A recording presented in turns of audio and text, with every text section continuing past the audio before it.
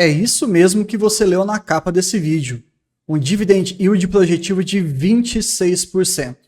Vamos entender um pouquinho como é que funciona o Brasil Agro, como é que você faz a leitura dessa empresa e, na minha humilde opinião, eu já te adianto, não é fácil. Não é fácil mesmo, mas a gente vai conseguir passo a passo, com calma e também com elegância. Vamos lá então?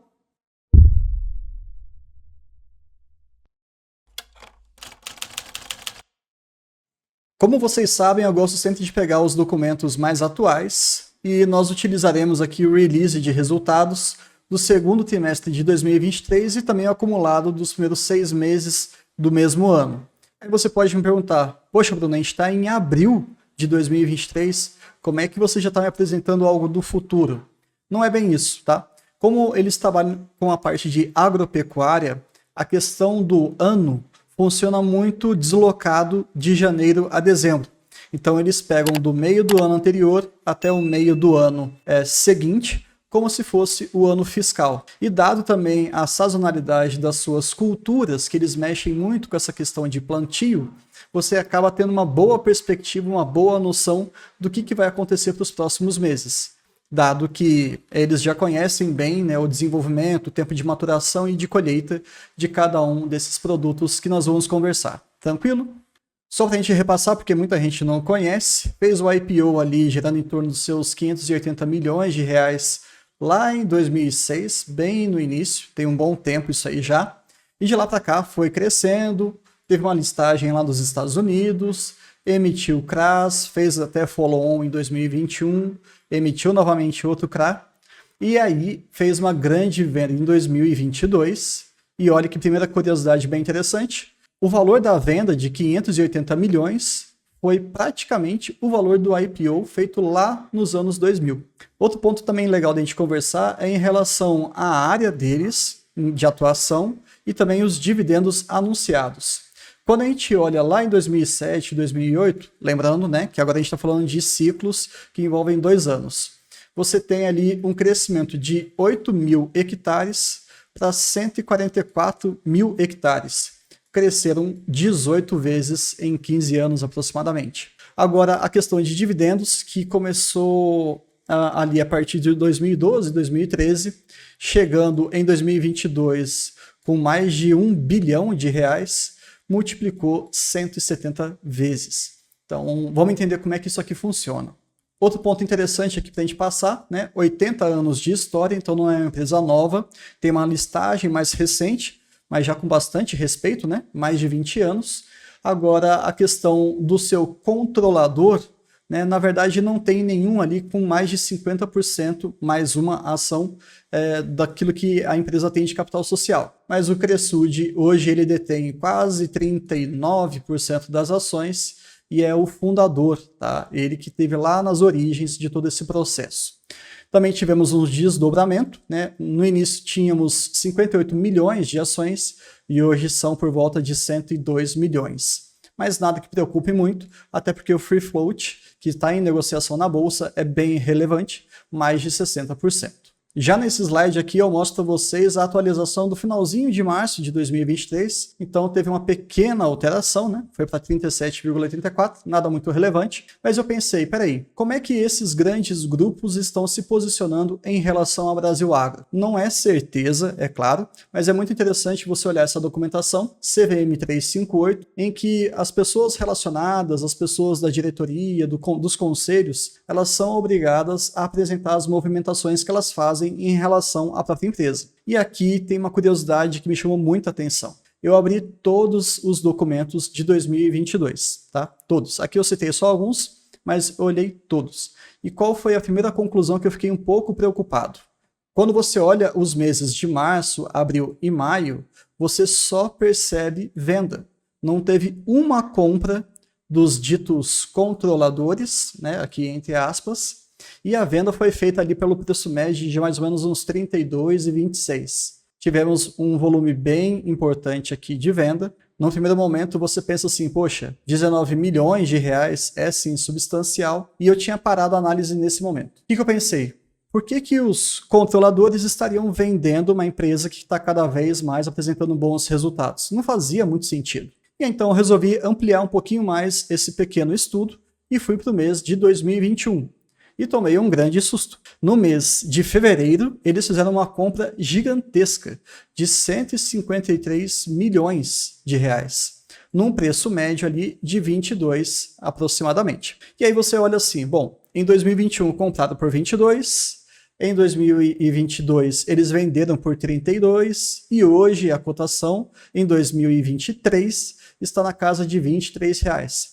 Está muito mais próximo do preço que eles pagaram lá em 2021 do que o preço que eles venderam em 2022. Não use isso aqui como uma decisão para você comprar ou vender, mas é interessante sim você observar. Está chegando sim num valor muito próximo daquilo que os controladores entendem como um bom momento de compra. Talvez isso seja um argumento, mas vamos dar seguimento aqui no documento deles. Para falar, né, como é que eles ganham dinheiro, é importante a gente entender que eles compram terras, eles desenvolvem, eles investem nessas terras, eles cultivam alguns produtos ali, milho, soja, cana-de-açúcar, a gente vai falar sobre isso, e eles também vendem essas terras.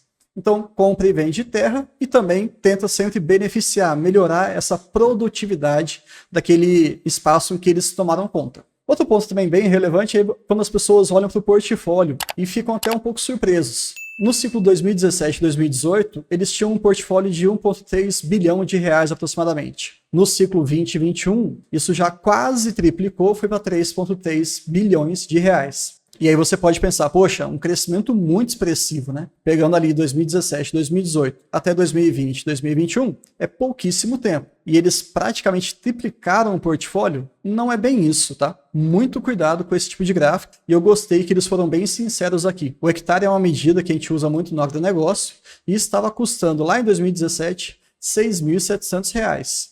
Já em 2020, ele já tinha mais do que dobrado para R$ 14.600. E aí isso me chamou muita atenção, então eu fui correr atrás para olhar como é que está o nosso mercado de terras no Brasil. E isso vale a pena ser discutido. Essa reportagem é do início do ano, 30 de janeiro de 2023, foi publicado na revista, né, no jornal Valor, e nós estamos diante de uma supervalorização de terras agrícolas. Grãos subiram mais de 127%, cana-de-açúcar mais de 90%, pastagem 60%, café 130% e as florestas plantadas mais de 50%. Então, olhando numa perspectiva de patrimônio, de portfólio, não fique impressionado com isso. Não é à toa até que Brasil Agro agora não está comprando tantas terras. Eles entendem bastante dessa dinâmica e sim realizaram boas vendas no período recente. E essas vendas foram muito responsáveis pelo excelente desempenho também desses anos. E isso talvez atrapalhe a sua avaliação em relação ao que a empresa efetivamente está entregando de maneira recorrente. Porque se você ficar contando com venda de terra todo ano, talvez você tome um grande tropeço e se frustre. E esse montante de venda de terra, ele é muito expressivo, o que acaba dando, então, uma perspectiva que às vezes foge do nosso dito normal. Quem espera mais de 20% de dividend yield para um ano, não é verdade? Mas vamos mais à frente. Eles gostam de colocar esse slide, eu achei ótimo para resumir então a nossa conversa inicial. Adquirem uma terra, fazem todo aquele processo burocrático, investem em tecnologia, melhoram aquela terra, escolhem uma cultura, preparam um solo para isso, e essa terra, então, ela está rentável. Tranquilo? Operação agrícola, em que eles vão ter ali com aquelas operações nas próprias propriedades e também em alguns arrendamentos, e também a questão de venda, né? Compra barato e vende caro. Do ponto de vista de diversificação geográfica, isso aqui também é um ponto positivo que eu gostaria de falar para a empresa, até porque eles estão presentes em vários estados, são 6 estados brasileiros, Bolívia e também Paraguai. Se você tem uma diversificação geográfica, necessariamente a gente espera uma redução em relação ao risco climático dessas culturas. Então você escolher uma cultura mais adaptada àquele clima e também você estar em diferentes latitudes faz com que você se proteja daquelas grandes oscilações climáticas. E um ponto que talvez não seja tão favorável assim, mas eles têm apenas 18 fazendas próprias e arrendadas. Eu achei esse espaço muito pequeno, essa quantidade pelo menos muito pequena, embora não sejam grandes terrenos. E aqui também cabe uma outra observação em relação a como que eles atuam nesse mercado imobiliário. Geralmente eles fazem compras gigantescas e aí depois eles vão melhorando todo esse espaço e vendem fracionado. Vende um pouco ali, se tiver numa situação boa, depois vende outro pedaço, sempre buscando o máximo de retorno para o seu acionista, para a empresa como um todo. E aqui começa um pouquinho da confusão. Vendas das fazendas. Se você for olhar esse gráfico, tirando os eventos muito significativos, como 2015, 2018 e os últimos, 2 anos, pegando ali, na verdade, 2020 e 2021, esse grupo aqui, né, de vendas, percebam que, excetuado esses 3 momentos, a média ela é bem mais baixa, né? Bem mais baixa mesmo.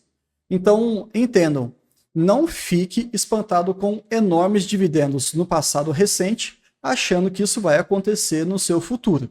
Por quê? Porque esses projetos, esses investimentos em beneficiamento de terra, aumento da sua produtividade, demora muito. Não é um ciclo de 1, 2, 3 anos. Há quem diga que demore de 5 a 7, 8 anos. Então, realmente nós temos ciclos enormes. E aí, qual que é o momento interessante de você comprar? Quando a gente está num ciclo mais baixo. Se você ficar comprando num ciclo mais alto, pode ser o fim daquela alta temporada, atrapalhando o seu planejamento de dividendos. Mas outro ponto aqui que vale a pena ser dito em relação à taxa interna de retorno é que esses negócios de compra e de venda são absurdamente bem geridos. Taxa de retorno em 27%, 19%, 22%, 42%, 52% e 56%.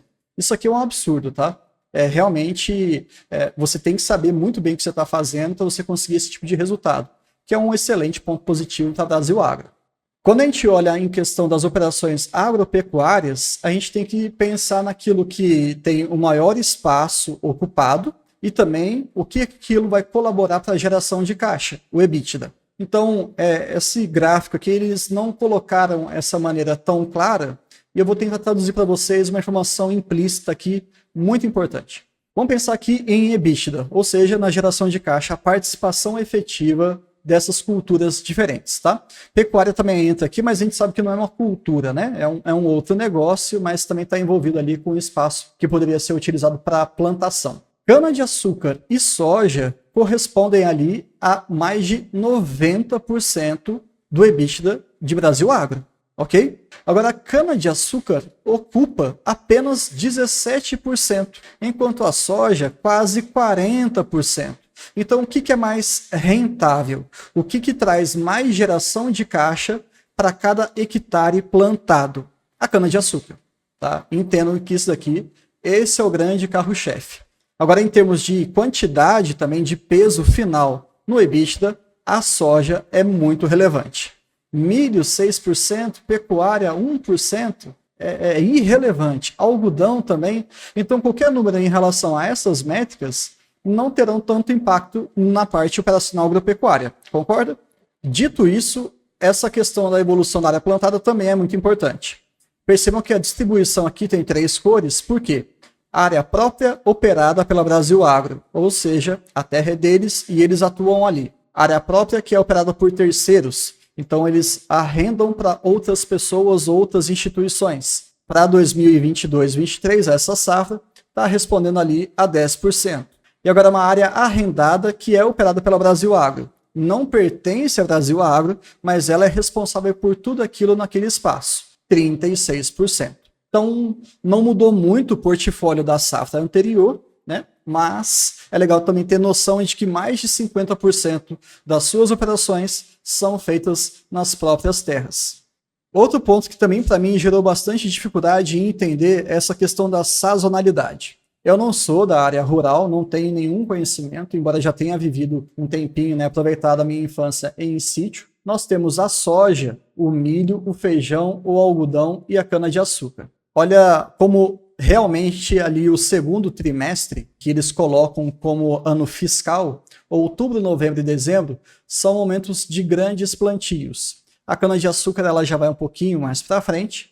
E também o período de colheita vai variar de cada cultura. Ali o feijão, por exemplo, em 2 meses você já colhe tudo. Enquanto a cana-de-açúcar, você pega de abril até mais ou menos novembro. Então, assim, é bem diferente. Alguns espaços você tem que ter um trato de cultura, né? Você tem que manejar aquele espaço, beneficiar, recompor alguns sais que foram perdidos. Você precisa de um espaço, um tempo menor, melhor dizendo. E já na questão da cana-de-açúcar é o ano inteiro. Então, para cada uma desses pontos aqui específicos, você vai ter um jeito diferente de operar. Agora, o que nesse momento interessa para a gente, nesse balanço que foi apresentado agora, nesse segundo trimestre, a questão do plantio. Aquilo que eles se propunham realmente aconteceu? Sim, eles conseguiram plantar 100% daquilo que estava planejado, o que é excelente. E às vezes algumas culturas já começam a ser colhidas, como é o caso aqui da soja, já foi colhida 14%. Já estamos pegando um pouquinho desses resultados. Enquanto as outras também estão em valores bem irrisórios, né? 6, 2 e 0%. Não tem problema. E o que isso vai causar uma grande confusão na sua cabeça? A questão dos resultados trimestrais. E aqui cabe muita atenção para você, investidor, que já gosta da empresa, mas ainda não investe, e você que já investe. Preste muita atenção nas variações trimestrais. A gente vai ver muitos valores com 2 dígitos, 30, 40, 90, às vezes mais de 100%. Porque você pode efetivamente pegar aqui, por exemplo, em julho, agosto e setembro, não temos quase nada, a não ser a colheita de algodão. Então o resultado da empresa vai lá para o ralo. Aí você fala, pô, mas o que está acontecendo? A empresa acabou, é o fim dos tempos, hecatombe nuclear? Não, não é isso, nada disso. O que está acontecendo é que o tempo da operação da Brasil Agro é completamente diferente, por exemplo, de uma transmissão de energia, que recebe religiosamente todos os meses e tem as suas correções anuais em relação à inflação bonitinho.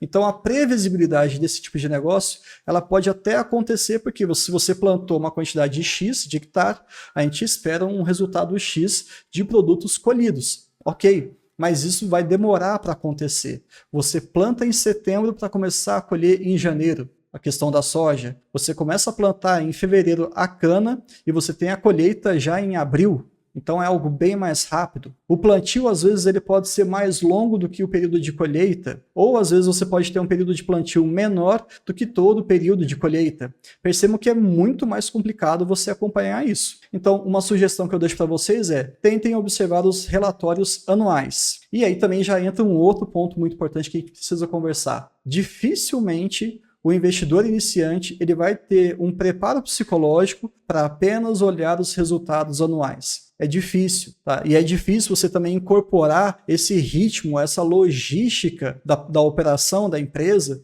dado que a gente tem que respeitar o tempo da natureza, né? Então, entenda que foge um pouquinho daquilo que a gente tem mais como previsível. Eu acredito que vai ser extremamente perene esse negócio, tá? Já tem 80 anos, então, e o Brasil tem uma expressão muito grande no agronegócio, eu acho que perene com certeza é. Agora, a previsibilidade, talvez nem tanto, até porque quando a gente tem algum evento climático muito forte e pode sim afetar várias regiões da América Latina, você pode ter um decréscimo muito grande. E falando do ponto de vista positivo, às vezes uma venda muito interessante pode jogar o resultado lá para cima. Então, Brasil Agro, na minha humilde opinião, é para aquele investidor que está acostumado a grandes oscilações. Não é o meu caso, mas não deixa de ser uma boa empresa. Vamos agora olhar alguns resultados em relação ao último relatório que foi anunciado. Primeira questão de produção, né, de grãos e algodão. A gente teve uma pequena oscilação aí ano a ano de 2%, então ótimo. Aquela diversificação geográfica deles realmente está funcionando muito bem. Algum local ali está tendo uma vantagem maior climática, algum melhor desempenho ali de uma outra região que não foi afetada por algum evento não recorrente climático, uma chuva muito intensa, uma escassez também. Então, ótimo, beleza. Isso aqui a gente quer que aconteça mesmo. Já em relação aqui à cana-de-açúcar, tivemos uma pequena variação de 8% e eles explicam isso no release, tá? Foi muito relacionado à questão de perfil de chuvas, mas também nada muito impactante. É responsável por um bom EBITDA da empresa? Sim, mas não foi uma oscilação tão enorme. E nessas tabelas que eu vou mostrar para vocês agora, começa o show de oscilações. Olha a questão do lucro e prejuízo do período, dos 6 meses acumulados. E nessas próximas tabelas eu vou mostrar para vocês a montanha-russa que é acompanhar de uma maneira errada o balanço de Brasil Agro. Lucro e prejuízo líquido dos 6 meses iniciais de 22 para 23, nós tivemos ali uma oscilação de menos 93%. Eles tinham lucrado mais de 400 milhões de reais e de repente neste ano nós tivemos apenas 30 milhões. O cara que não está muito atento, ele fica preocupado. A questão de EBITDA também é ajustado, né? A geração de caixa foi de 600 milhões no ano passado e nesse primeiro semestre de 2023 foi de apenas 124, uma redução de quase 80%, justamente por conta da sazonalidade das plantações. Entendam isso. Agora vamos focar na questão da receita líquida de vendas. Olha a montanha-russa mais uma vez. Venda de fazenda caiu 91%, surreal. O total dessas vendas tiveram uma redução de quase 50%. Arrendamento, um crescimento de 526%. O feijão, uma queda de quase 70%. Então não adianta você olhar. Vamos para mais alguns exemplos e voltar para algumas questões mais importantes sobre Brasil Agro. E para fechar esses grandes números com oscilações, vamos mostrar aqui a questão de custos. Já falamos de receitas, né? Custos e despesas. No geral, aumentamos em 18% os custos dos produtos vendidos. Soja teve uma queda de 40%, o milho um aumento de 95%, o algodão caroço mais de 90%. Então, é algo complexo, né? A questão das despesas gerais administrativas subiram 19%, também com grandes oscilações ali. Questão de assinatura com software, que aparentemente é algo bem irrisório, mas aumentou 94%. Despesa com pessoal, que eu não gostaria que fosse tão grande assim, mas aumentou em mais de 30%. Mas acho que o recado já foi dado em relação a esse contexto, né? Espero que vocês estejam vacinados. Agora vamos dar seguimento aqui em alguns aspectos mais complicados na questão de ferramentas financeiras. Quando a gente fala de plantio, né, quando a gente fala de agronegócio, melhor dizendo, você acaba tendo períodos muito bons para você vender e muito bons para você comprar. Até porque, como é uma commodity, né, você tem essas grandes oscilações no mercado internacional. Então, uma das saídas é a gente fazer algumas operações com derivativos, né, alguns hedges. Você trava num momento determinado quanto que você vai querer vender aquele produto, e aqui eu coloquei como exemplo a soja. Eles fazem essa manobra aqui com outros produtos, tá? Mas eles pegam aqui, por exemplo, a soja. 43%, quase 65% da safra de 2022 e 2023 já foi travada num preço de R$ 14,62, ok? Um preço até que bom, porque a soja está caindo. E também eles travaram a questão do câmbio. 68% foi ali negociado num câmbio de 5,52. No momento desse vídeo, o dólar está extremamente mais barato. Ainda eles não colheram tudo da soja. Então, quando forem efetivamente fechar esse negócio, enviar os seus produtos e receber o dinheiro, isso aqui já está feito um hedge. Então, de maneira resumida, essas operações com derivativos protegem, mitigam, diminuem, na verdade, as oscilações dos preços das commodities. E por que isso talvez seja tão relevante? Essa informação também ela é extra. A gente pegou aqui dois exemplos da soja e do milho e olha o quanto que o preço oscilou desde 2003 e de 2004. Você enxerga aqui momentos de alta, momentos de lado, um pequeno aumento, um outro grande aumento, passou de 200%, de repente ficou um período mais baixo, um período mais caro, depois um bom período mais baixo também e um período mais caro. Percebeu que aqui nós temos grandes movimentos? Então é interessante que, dada a expertise que eles têm em relação a esses ciclos, eu, Bruno, enquanto investidor, não tenho a menor noção para onde é que o preço vai. Tá? Sinceramente eu não sei, mas eles certamente têm uma pequena previsão. É claro que eles não conseguem antecipar uma guerra, né, alguma crise de combustível, alguma crise em grandes produtores internacionais, alguma catástrofe climática, mas eles conseguem pelo menos projetar com uma boa margem de segurança essas oscilações. E aí entra o hedge. Se você tem um momento que você fala assim, putz, o preço está muito alto, pouco provável que se mantenha até que nós tenhamos toda a nossa colheita dessa safra em vigor. Então eles podem travar esse preço nesse momento. O hedge vai acabar protegendo você nas grandes subidas e também nas grandes quedas. Basta você ajustar bem o seu uso dessa ferramenta. E só por todos esses gráficos a mais, esses conhecimentos que a gente trouxe para discutir com vocês, eu já peço para vocês se inscreverem no nosso canal, deixar o like e compartilhar com seus amigos. Combinado?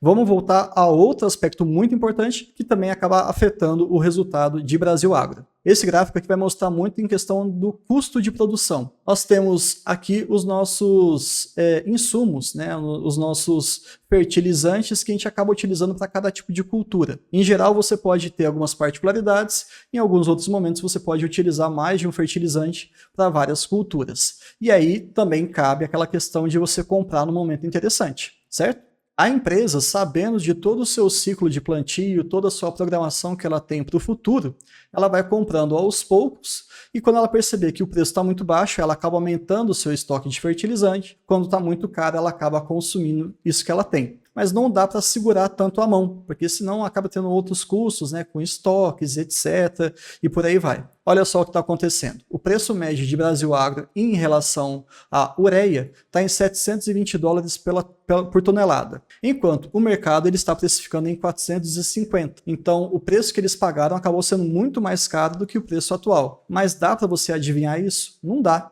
Nós tivemos, por exemplo, já completou mais de um ano, um conflito que se iniciou entre a Ucrânia e a Rússia, e infelizmente não acabou, e impactou diretamente muito de toda a cadeia internacional, né, da nossa cadeia mundial do agronegócio. Então eles acabaram comprando para evitar qualquer outra explosão de preços, ou a manutenção desse preço muito alto, senão você acaba comendo boa parte do lucro da empresa. E agora nós tivemos já um arrefecimento e infelizmente nesse momento não foi um bom preço médio. Mas isso acaba mudando com o tempo. Mas não se preocupem com isso, afinal de contas, isso aqui faz parte de todo esse tipo de modelo de negócio. E ali a questão do status desses insumos, já foi comprado tudo para essa nova safra que nós temos de 22 para 23 e 90% já foi entregue. Falta ainda receber 10%, mas tudo dentro do seu tempo.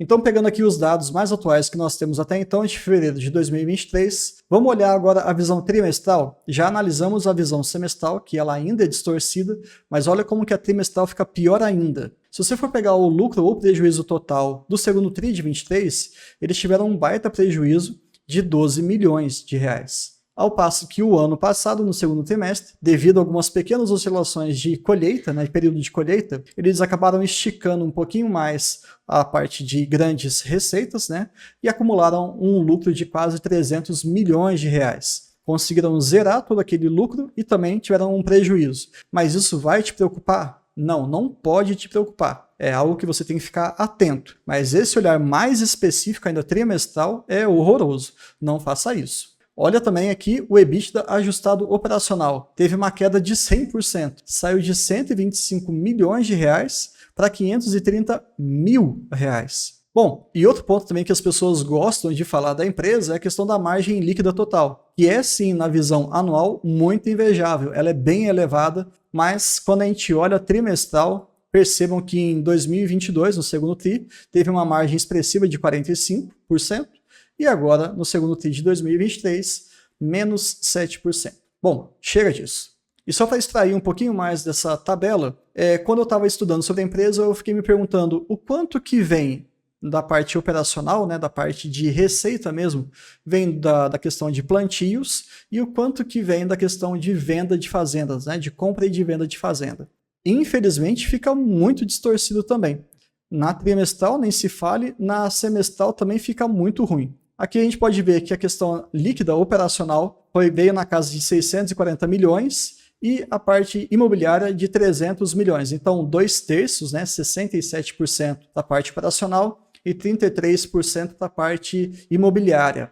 Agora, quando você olha na questão do ano de 2023, eu estava falando de 2022, já muda completamente. Mais de 90% veio pela questão operacional, né, e o restante com a parte imobiliária. Então, não tem jeito mesmo. Depois de todos esses estudos, eu desisti de olhar tanto trimestral quanto semestral. E aconselho que vocês também podem até olhar, tá? Não tem problema nenhum. Mas não fiquem muito animados e também não fiquem muito chateados com os resultados.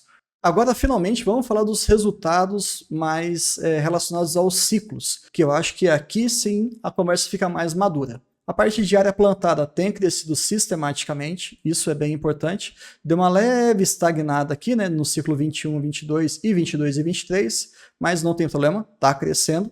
A receita líquida também está crescendo bastante, sendo muito impactado então no resultado anual. E aqui nós temos a nossa resposta. A parte de plantio, de agricultura efetiva, é o grande carro-chefe da receita da empresa, e a parte de vendas de fazenda antes era bem irrisório e hoje está se tornando cada vez mais relevante. Ainda pequeno, porém bastante relevante. E um dos desdobramentos de você ter uma visão um pouco mais fidedigna, mais anual, em relação a esses ciclos, é que o EBITDA e a margem EBITDA também vai oscilar bem menos. 34, 24, 29, né, 21 e 22 foi bem elevado, 38%, e agora esse primeiro TRI de 23 na casa dos seus 34%. Então uma margem próxima ali de 30% é que a gente vai esperar dessa empresa nos próximos anos, se possível, né, claro, maior. Mas esse é o histórico desde 2018. E os dividendos também oscilaram bastante, daqui a pouquinho a gente vai conversar sobre isso, mas a minha grande preocupação, e aqui cabe mais um aviso para vocês, é que de 2020 até 2022, nós tivemos um resultado absurdamente expressivo, de 42 milhões de reais distribuídos para 520. Um aumento aí de mais de 11 vezes em relação à remuneração para o seu acionista.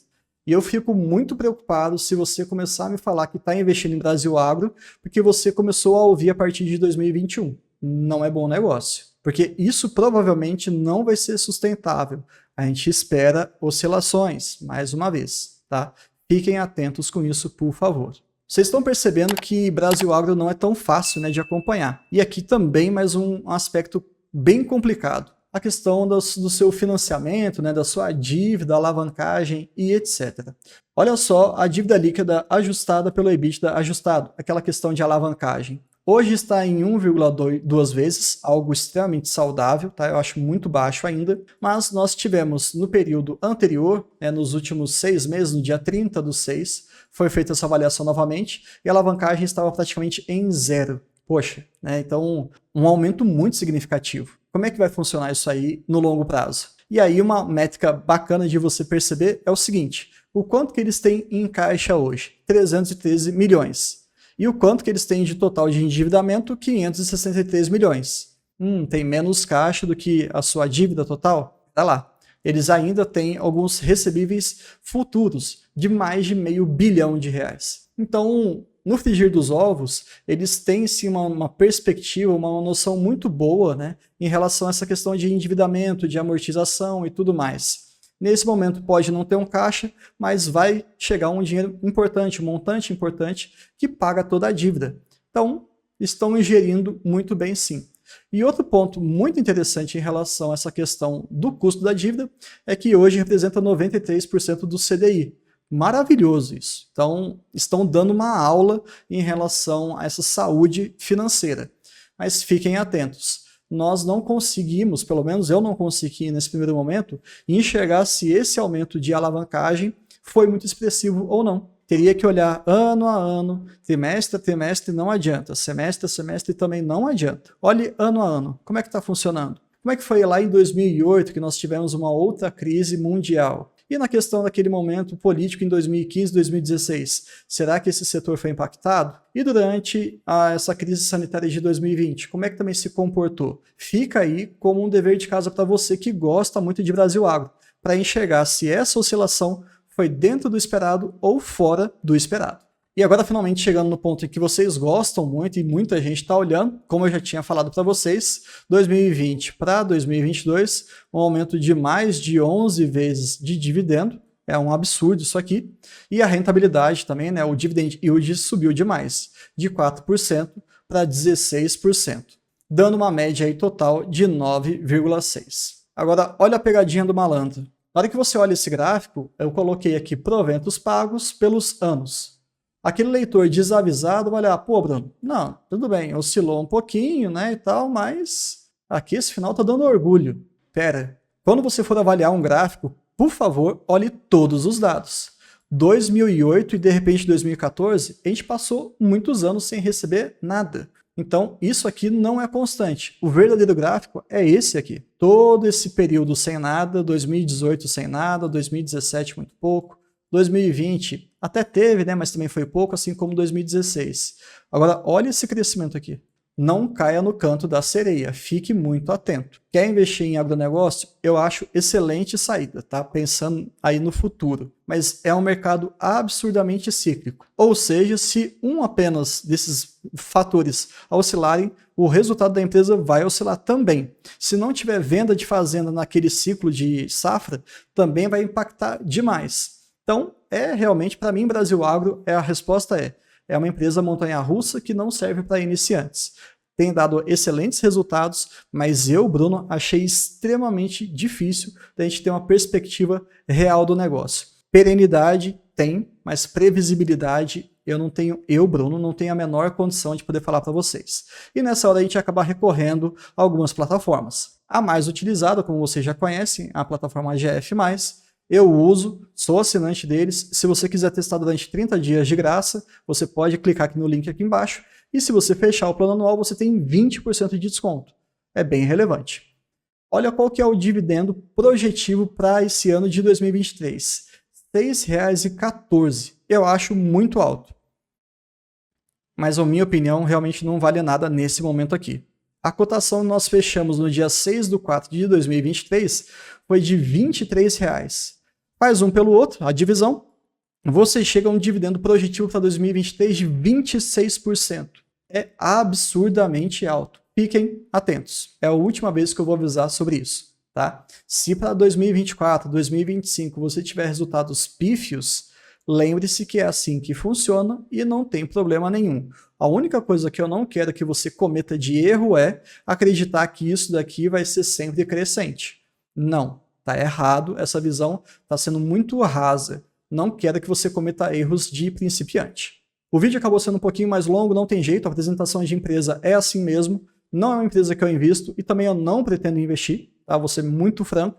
Por mais que o agronegócio esteja no Brasil há 500 anos, eu vejo que eu prefiro colocar esse tipo de empresa na minha carteira daqui a algumas décadas. Eu tenho certeza que lá na frente também nós teremos excelentes oportunidades. Afinal de contas, se você utilizar bem o mercado de ações, você sempre encontra uma oportunidade e você consegue fugir de grandes riscos. E hoje, para quem ainda está construindo uma carteira de renda passiva vinda de dividendos, eu enxergo que Brasil Agro apresenta muito mais risco do que benefício. Muito mais preocupação do que tranquilidade. E eu prefiro tranquilidade nesse momento e não fico chateado de estar deixando passar uma excelente empresa com excelentes resultados. Espero sim que ela continue trazendo muitos dividendos, porque várias pessoas que eu conheço investem na empresa. Mas fica aí a minha ressalva final. Brasil Agro é uma montanha-russa. Não significa que seja ruim. Só exige mais de você, investidor. Se você se sente competente para ter isso na sua carteira, siga em frente. Tranquilo? Até o próximo vídeo.